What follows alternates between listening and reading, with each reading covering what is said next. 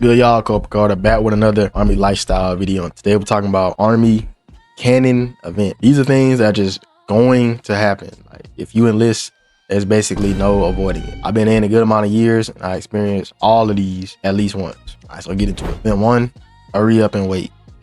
Hurry up and wait is a classic Army event which happens before formations, training events, ranges, and pretty much any event where a large group of soldiers have to be somewhere at a certain time. So what typically happens is all of your upper leadership will tell you all to be somewhere at like 0700 or 7 a.m. So we're all gonna show up at like 6:40, 6:45, because if you're on time, you're late. We all get there at 6:40, they get accountability, everyone, and then we sit there. And then we sit there some more. Next thing you know, it's been 2.5 hours and I'm wondering why they had us show up at this time if it wasn't gonna start till 10 o'clock. This mostly happens in TRADOC, which is basic training, and AIT, all those fun times, but it never really goes away.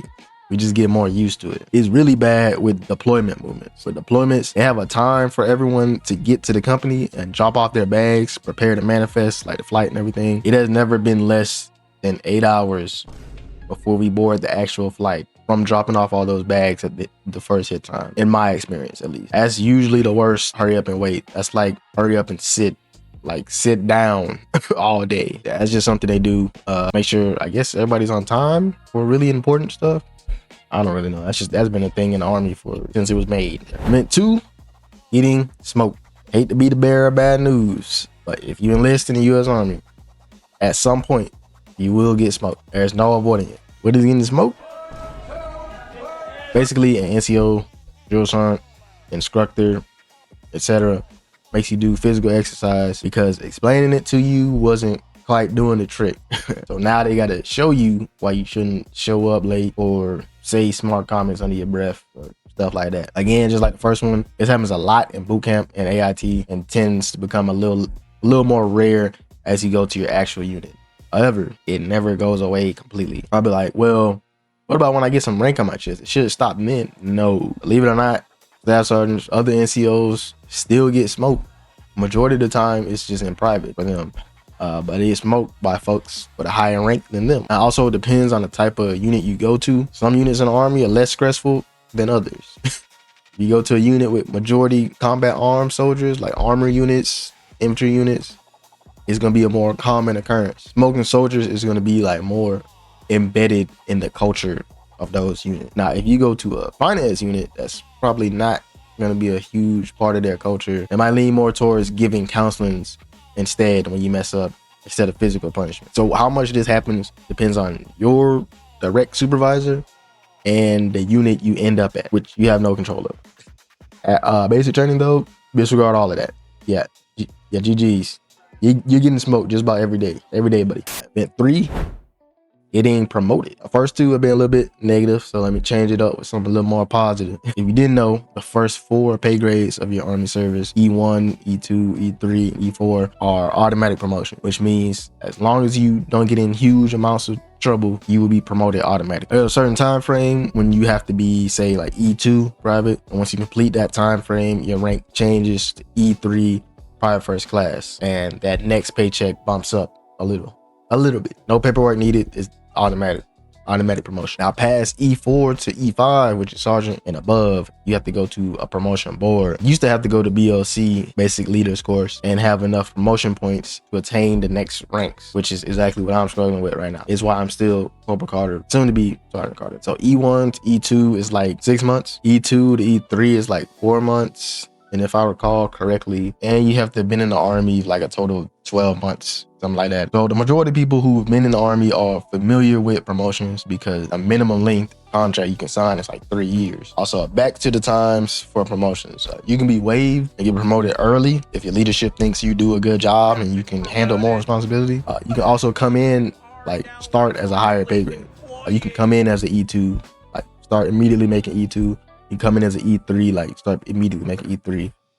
Certain different ways you can do that. One of them is if you did at least 3 years of JROTC in high school, no cap. Event 4, 24-hour shifts. There are more, but the 2 most common 24-hour shifts are staff duty and CQ. Both of these involve you sitting at a desk for 24 full school hours. The only difference is CQ is always going to be at a barracks location. You're essentially guarding the barracks for 24 hours. So you're guarding the barracks, you're helping when soldiers get locked out of their rooms, and like keeping the overall peace in the barracks. Staff duty can be at the brigade headquarters building or division headquarters, depending on what unit you're in, but it's always usually worse due to the higher ups, like the higher ranks, just walking around the building. CQ, you can chill, like you might even be able to like sneak a nap in or two. At staff duty, higher ranks just like to pull up for no reason, just wandering around. I remember when I was in Korea, we had a higher up that did not let you use your phone at all on staff duty. They said either read out a book or just sit there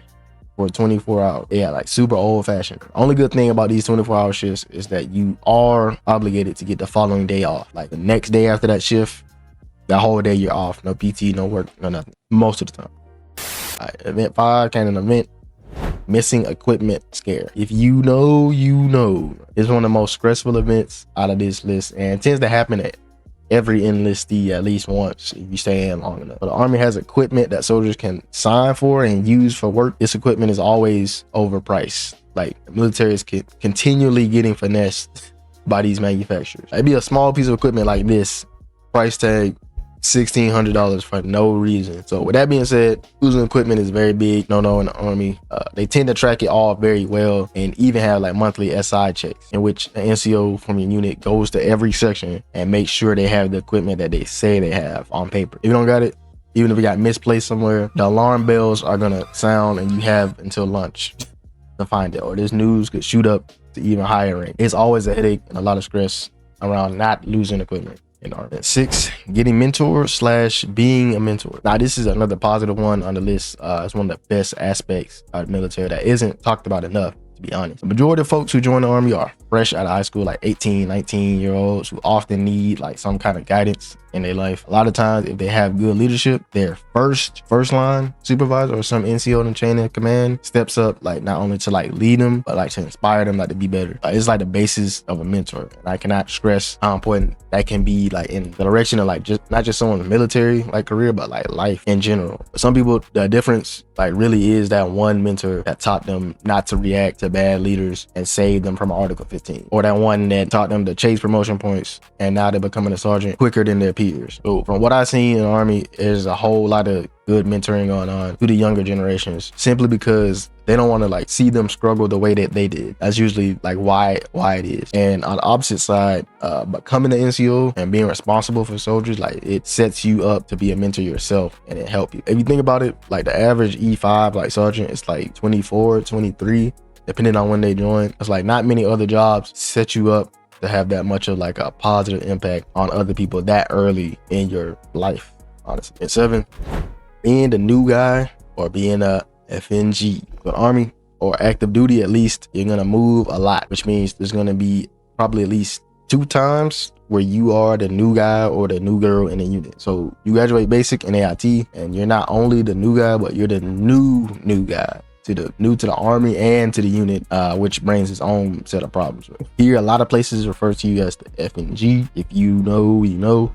You're expected to do all the details no one else wants to, all the worst tasks. Typically, you get delegated to do all this stuff quicker than like say a specialist. Like you are probably gonna do it, and then if you're not available to specialist, but you at the bottom right there, you are going to end up getting selected first to do that task that nobody else want to do. So this is that initial like welcome to the Army, not really hazing, but like, come on, private, I know you don't know what you're doing, and you won't know 100% what you're doing. So okay, everybody had to go through being brand new before they earned their strike. So like I said, active duty tends to move around a lot, so you can be the new guy, and then 2.5, like 3 years later, you're PCSing at another base, you're gonna be the new guy again. Might as well get used to it. Not gonna be as bad as the first signed up, obviously. These are just a few of the canon events that are going to occur if you list an Army. There's definitely more, but I can't even think of them right now. If you experience one or more, let me know in the comments. By the way, if you want a breakdown of the first day, it's your training and what that looked like, click here.